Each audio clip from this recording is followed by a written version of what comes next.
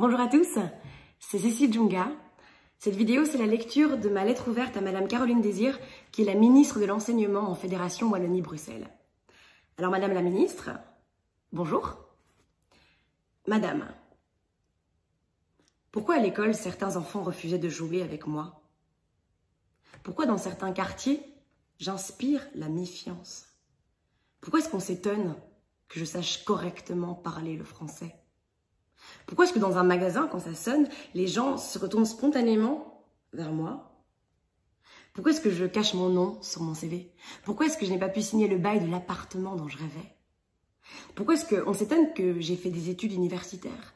Pourquoi est-ce que les gens sont surpris quand je leur dis que je sais parler néerlandais? Pourquoi à l'opéra, on me regarde de travers? Pourquoi, quand je veux sortir en boîte de nuit, j'ai peur qu'on me refuse l'entrée?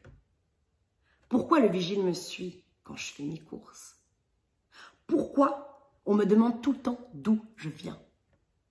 Pourquoi les gens sont surpris quand je leur dis que j'habite à Woluwe-Saint-Pierre? Pourquoi on veut toujours toucher mes cheveux sans me demander mon autorisation? Pourquoi, en tant que comédienne, on m'affecte à des rôles de femme de ménage ou de prostituée? Pourquoi, malgré mes bonnes notes, on a voulu me réorienter vers l'enseignement professionnel? Pourquoi je me fais systématiquement contrôler par la police? Pourquoi est-ce que je n'ose pas sortir sans ma carte d'identité? Pourquoi est-ce qu'au travail, de peur de perdre mon job, je ne dis rien face à une énième réflexion désobligeante sur ma couleur de peau? Pourquoi est-ce que quand je m'assieds dans un tram, mon voisin se lève et change de place? Pourquoi est-ce que mon père m'a toujours dit de travailler plus que les autres? Pourquoi est-ce que sur les réseaux sociaux, les gens déversent leur haine sur moi? Pourquoi est-ce que dans un stade de foot, j'entends des cris de singes? Pourquoi les gens doutent quand je dis que je suis belge? Pourquoi est-ce qu'on me demande de rentrer dans mon pays? Madame, c'est parce que je fais peur? C'est parce que je sens mauvais? Est-ce que je n'ai pas le droit d'avoir un job valorisant? Est-ce que je devrais être pauvre?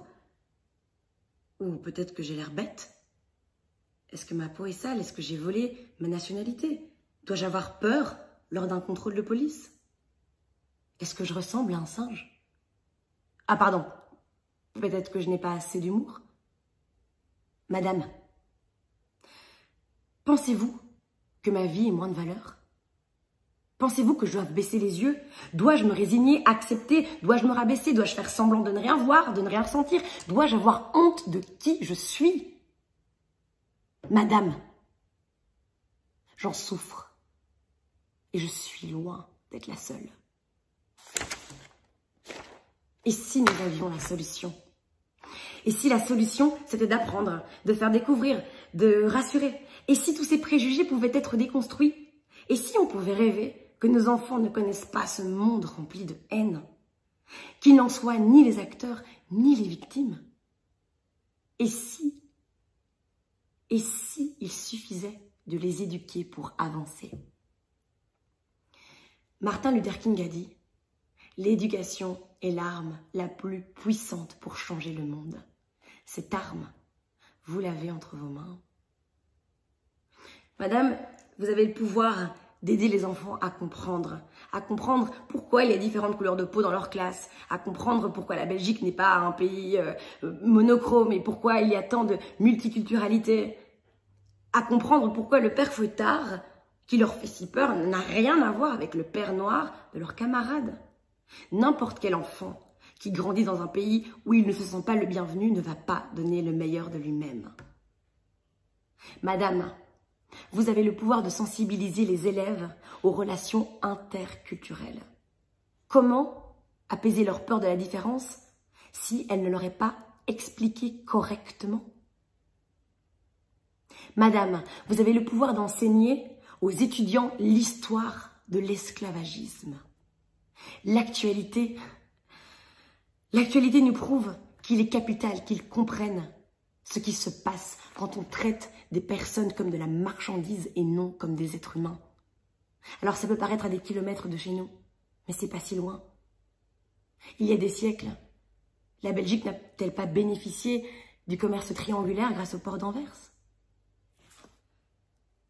Madame, vous avez le pouvoir d'étendre les cours d'histoire d'étendre ses cours à l'histoire de l'Afrique.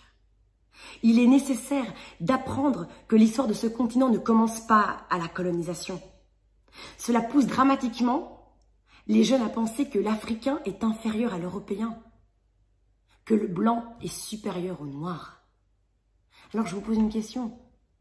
Est-il normal d'entretenir ces propos réducteurs qui mènent au clivage et au racisme? L'Afrique est le berceau de l'humanité, moi j'ai rien inventé. Et cette humanité aujourd'hui, elle nous fait tant défaut. Alors comment encore croire en l'humanité si même à l'école, on ne nous l'apprend pas correctement? La décolonisation devrait être enseignée de manière transversale dans les matières. Et bien sûr en histoire, en sciences humaines, mais également en biologie, en géographie. Et ce, étalé des primaires au secondaire. Il est fondamental d'éduquer nos enfants, et ce, dès leur plus jeune âge, au respect et à la valorisation des différences, à la richesse de la multiculturalité, à la connaissance de la diversité et au fondement de celle-ci.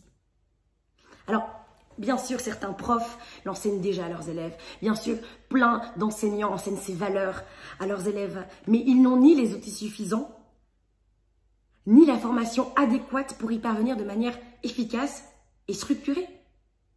Aujourd'hui, ce programme éducatif, il devrait être uniformisé pour tous les élèves et pas uniquement destiné aux sections, à l'enseignement technique et professionnel comme le dicte le décret de 2014.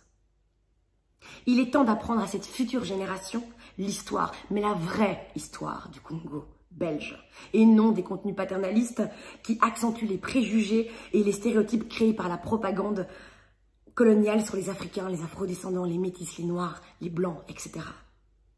Il est grand temps de construire une société ouverte.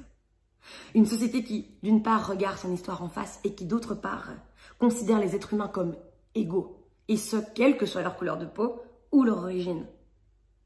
Il est urgent d'éveiller les consciences et de réveiller les mentalités et d'œuvrer pour que le système éducatif n'ignore plus les lacunes du passé colonial belge. Il faut qu'ensemble, on tire les enseignements de ces erreurs passées.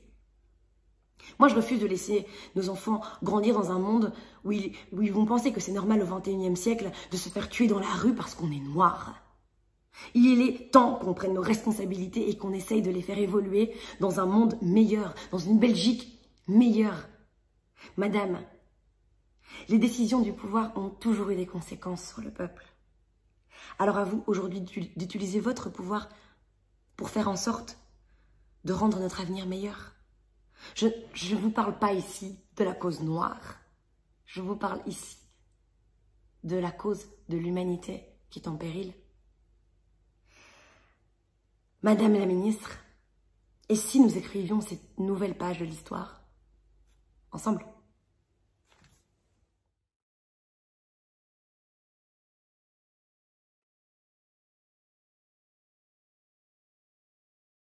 Bonjour Madame Djonga. J'ai regardé avec beaucoup d'attention votre vidéo et je tenais avant tout à vous remercier pour votre initiative et à saluer la franchise avec laquelle vous abordez ce sujet essentiel et qui doit bien sûr retenir toute notre attention. Le moment que nous vivons actuellement est important. Il y a une prise de conscience aiguë, douloureuse même, que les combats que nous menons contre le racisme et les discriminations restent terriblement insuffisants. Nos textes de loi, notre Constitution, ne suffisent malheureusement pas à repousser totalement ces fléaux. En réalité, si nous ne luttons pas frontalement contre le racisme et les discriminations, ceux-ci continueront à prospérer insidieusement. Alors si mon pouvoir est en réalité largement partagé avec les nombreux acteurs de l'enseignement, il est incontestable que j'ai bien une responsabilité dans la manière dont les élèves d'aujourd'hui construiront la société de demain. Comme vous le savez, nous entreprenons actuellement une réforme de notre système scolaire. Dans le cadre de cette réforme, de nombreux programmes vont être revus sur base de nouveaux référentiels que nous allons adopter. Actuellement, ce n'est pas tellement que l'histoire du Congo, de la colonisation, se fait de façon maladroite ou sur base de références dépassées, c'est surtout que cette histoire est trop souvent tout simplement ignorée. Cette histoire est trop souvent invisible.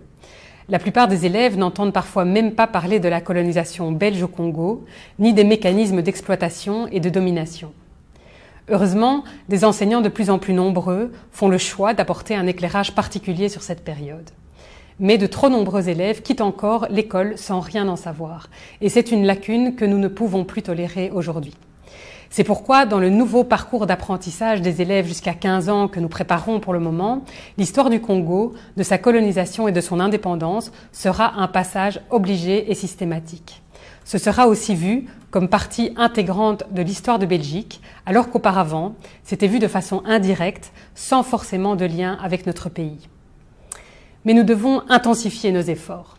Je souhaite également poser dès à présent des balises claires pour le secondaire supérieur, en m'appuyant sur les recherches, notamment universitaires, les plus récentes en la matière.